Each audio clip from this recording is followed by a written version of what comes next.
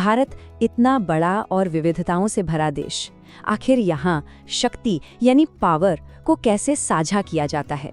ये एक ऐसा सवाल है जो हमारे संविधान के बिल्कुल दिल में बसा हुआ है। तो चलिए आज केंद्र और राज्यों के बीच शक्ति के इसी दिलचस्प संतुलन को समझने की कोशिश करते हैं। जरा सोचिए, हमारे संविधान बनाने वालों के सामने ये सिर्फ एक किताबी सवाल नहीं था। नहीं, ये तो 1 अरब से ज्यादा लोगों की किस्मत तय करने वाला सवाल था। उन्हें एक ऐसा राष्ट्र बनाना था जो एकजुट भी रहे और अपनी अलग अलग क्षेत्रीय पहचान का सम्मान भी करे। और उनका जवाब था राज्यों का संघ का ये कॉन्सेप्ट। ये कोई समझौता नहीं था, बल्कि एक बहुत ही शक्तिशाली विचार था। इसका सीधा मतलब है कि भारत एक अखंड राष्ट्र है जिसे तोड़ा नहीं जा सकता। कोई भी राज्य अपनी मर्जी से अलग नहीं हो सकता। ये लाइन भारत के इस अनोखे डिजाइन को एकदम सटीक तरीके से बताती है। मतलब राज्यों के पास अपनी पुलिस और कृषि जैसे मामलों में तो शक्ति है, लेकिन जब बात राष्ट्रीय सुरक्षा या विदेश नीति की आती है तो केंद्र का फैसला ही आखिरी होता है। तो सबसे जरूरी बात यह है कि हम इसकी बारीकियों में जाने से पहले इस मूल फिलॉसफी को समझें, जिसे संविधान के भाग 11 में बहुत ही शानदार ढंग से समझाया गया है। किसी भी तरह के कंफ्यूजन से बचने के लिए संविधान बनाने वालों ने शक्तियों को साफ साफ बांटने के लिए एक जबरदस्त सिस्टम बनाया। उन्होंने 3 लिस्ट तैयार की जो ये तय करती हैं कि किस मुद्दे पर कौन कानून बना सकता है। आइए अब देखते हैं कि ये पूरा सिस्टम 1 अरब से ज्यादा लोगों पर शासन करने के लिए असल में काम कैसे करता है।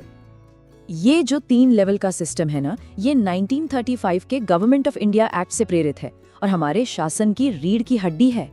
देखिए, संघ सूची में राष्ट्रीय महत्व के विषय हैं, राज्य सूची में स्थानीय मामले और समवर्ती सूची में वो विषय हैं जिन पर दोनों की साझा जिम्मेदारी है। और अनुच्छेद 246 ये वो संवैधानिक आधार है जो संसद और राज्य विधानसभाओं दोनों के लिए कानून बनाने के विषयों को इन 3 सूचियों के हिसाब से पक्का करता है। ये एक बहुत ही जरूरी सवाल है, क्योंकि इसका जवाब ही शक्ति के इस संतुलन की असली कहानी बताता है। और यही हमें भारत का एकात्मक झुकाव साफ दिखाई देता है। इसका मतलब ये है कि अगर केंद्र और राज्य सरकार दोनों, मान लीजिए, शिक्षा पर ऐसे कानून बनाते हैं जो एक दूसरे के खिलाफ हैं, तो केंद्र का कानून ही माना जाएगा। ये देश में एक रूपता बनाए रखने के लिए बहुत जरूरी है। और मान लीजिए कोई ऐसा विषय आ जाए जो इन तीनों सूचियों में है ही नहीं, तो उस पर कानून बनाने की शक्ति सिर्फ और सिर्फ केंद्र सरकार के पास होती है। ये केंद्र को साइबर सुरक्षा या स्पेस एक्सप्लोरेशन जैसे भविष्य के उन मामलों से निपटने की ताकत देता है जिनके बारे में शायद संविधान बनाते वक्त सोचा भी नहीं गया था। तो ये सिस्टम सिर्फ शक्तियों को बांटने के लिए नहीं है, बल्कि ये मैनेज करने के लिए भी है कि उस शक्ति को कैसे शेयर किया जाएगा और अगर कोई मतभेद हो जाए तो क्या होगा। लेकिन सिर्फ कानून बना देना तो कहानी का आधा हिस्सा है ना। ये पक्का करना कि वो कानून पूरे देश में ठीक से लागू भी हों, उसके लिए नियमों का एक बिल्कुल अलग ढांचा है।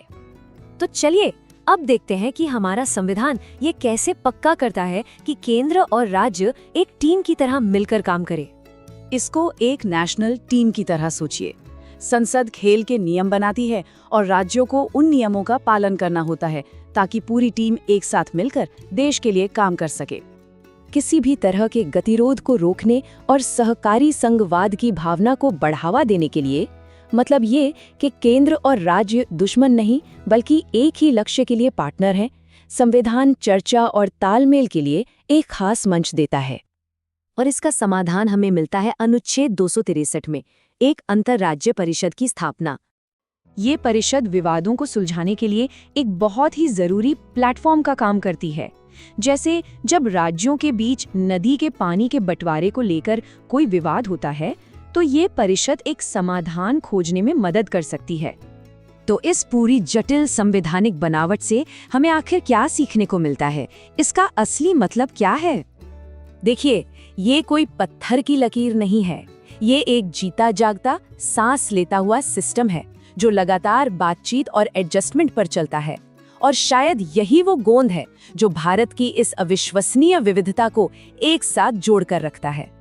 ये सिर्फ एक ऐतिहासिक दस्तावेज नहीं है, ये एक जीवंत खाका है, एक लिविंग ब्लूप्रिंट, और भविष्य में इसकी व्याख्या कैसे की जाती है, यही हमारे देश की आगे की यात्रा को तय करेगा।